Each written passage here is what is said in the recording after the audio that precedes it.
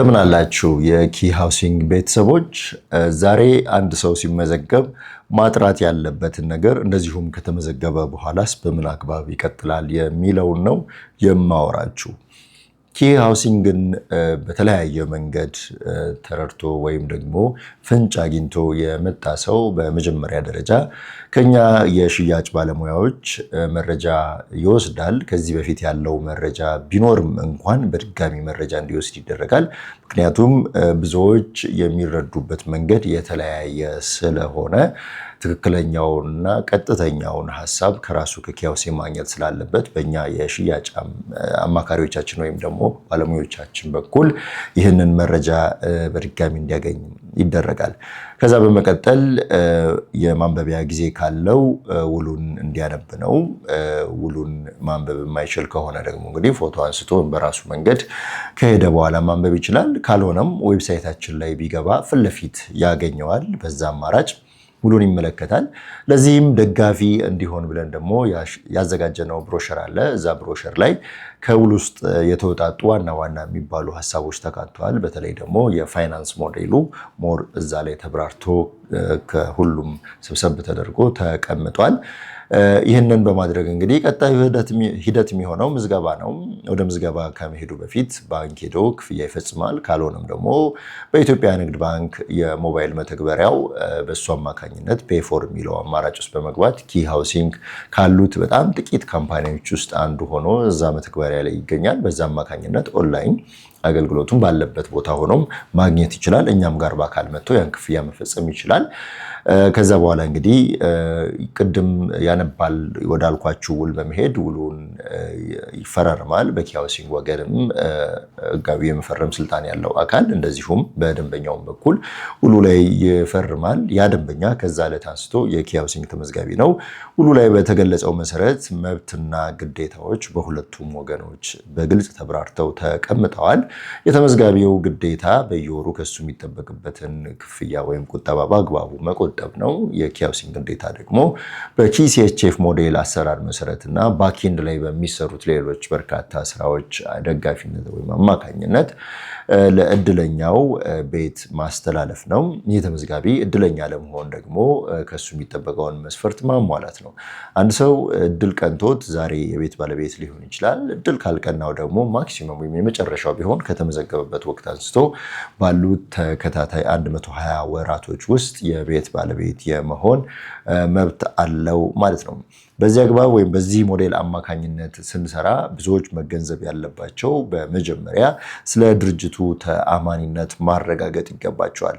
ኪ ሃውሲንግ በምን አግባብ ነው ተአማኒ ሊሆን የሚችለው? እንደምታውቁት በዚህ ወቅት ተአማኒነት ከምንም በላይ ዋጋ ያለው ነው በየትኛውም ቢዝነስ ህይወት ውስጥ። ስለዚህ ይህንን ለማረጋገጥ ደግሞ ኪ ሃውሲንግ የዘረጋው ሲስተም አለ። እንደዚሁም ከባንኮቹ ጋር በተደረሰው ስምምነት መሰረት ደግሞ ባንኮቹ ኪ ሃውሲንግ ከማህበረሰቡ የሚሰበስበውን ገንዘብ በዝግ ሂሳብ ቁጥር ያስተዳድራሉ። ዝግ ሂሳብ ቁጥር ሲባል በደንብ ሊሰመርበት የሚገባ ነው።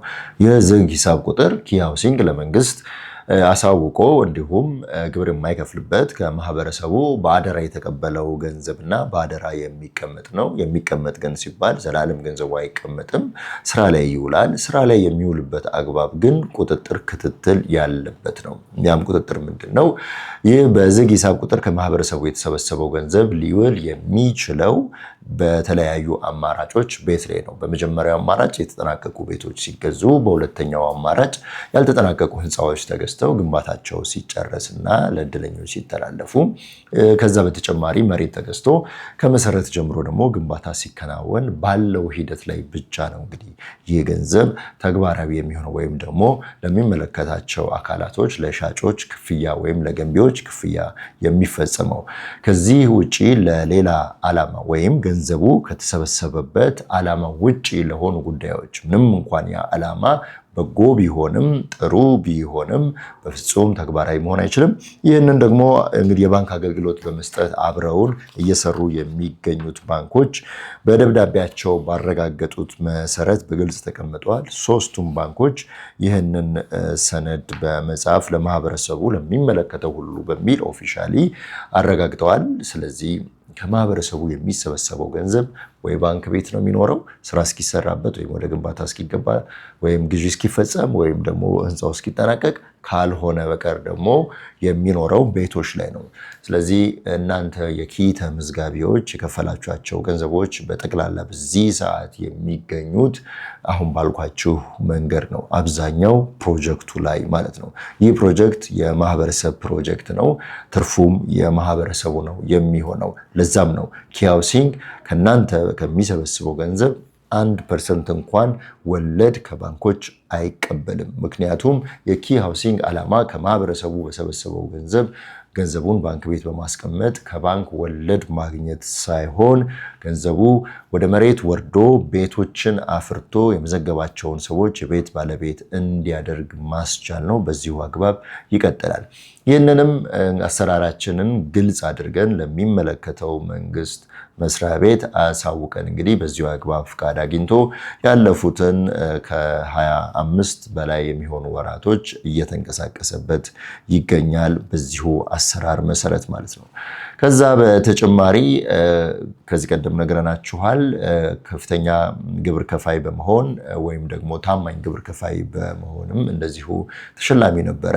ታማኝ ግብር ከፋይ ሆኖ የተሸለመውም በየዓመቱ በውስጥ ኦዲተር ከሚደረገው ኦዲት በተጨማሪ ከሚመለከተው የመንግስት መስሪያ ቤት ኦዲተሮች በመምጣት እያንዳንዱ እንቅስቃሴ ምን ይመስላል የሚለው ኦዲት ይደረጋል። ኦዲት የሚደረገው ፋይናንስ ሊሆን ይችላል እንጂ ፋይናንስ ብቻውን ኦዲት አይደረግም። ከጀርባው ፐርፎርማንስ አለ። ስለዚህ በሁለቱም መንገዶች በፐርፎርማንስም በፋይናንስም ኦዲት እየተደረገ ከዓመት ዓመት እየተሻገረ ያለ ጠንቀቅ ብሎ እየሄደ የሚገኝ ድርጅት ነው። ይህንን መላው የኪ ሃውሲንግ ተመዝጋቢ እንግዲህ እግረ መንገዱንም ይህን ቪዲዮ የሚመለከት ተመዝጋቢም ያልሆነ ሊገነዘበው ይገባል። ለሌሎችም ማስገንዘብ ግድ ይለዋል ብዬ አምናለሁ። ይህ እንዳለ ሆኖ እንግዲህ በዚህ ሰዓት እድለኞች ቁጥራቸው ከፍ እያለ ነው።